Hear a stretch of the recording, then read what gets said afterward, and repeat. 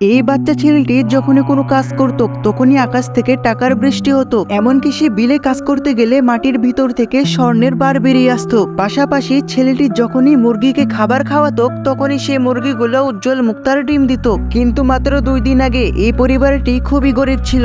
কিন্তু একদিন পরিবারের বড় ছেলে একটি গরিব বাচ্চাকে দত্তক নেয়। তবে এই বাচ্চাটি মোটেও কোনো সাধারণ বাচ্চা ছিল না, কেননা সে যখনই কোনো কাজ করত তখনই আকাশ থেকে টাকার বৃষ্টি হতো। পরিবারের সকলে যখনই বুঝতে পারে বাচ্চাটি কাজ করলে তারা টাকা পাবে, সবে থেকেই তারা বাচ্চাটিকে প্রচুর কাজ করাতো। যার কারণে দেখতে দেখতে সেই পরিবারটি শহরের সব থেকে ধনী পরিবারে পরিণত হয়। কিন্তু সেই পরিবারের সকলে সেই ছেলেটির সামনে গরিব সাজার অভিনয় করত, যাতে করে সেই ছেলেটি বেশি বেশি কাজ করে এবং তারা আরো ধনী হয়। এরপরে সেই ছেলেটি যখন বড় হয়ে যায় তখন তাদের পরিবারের লোভ আরো বেড়ে যায়, যার কারণে তারা সেই ছেলেটিকে শহরে কাজ করার জন্য পাঠিয়ে দেয়। বেচারা ছেলেটি জানতো না তার পরিবার কিভাবে তাকে ইউজ করছে।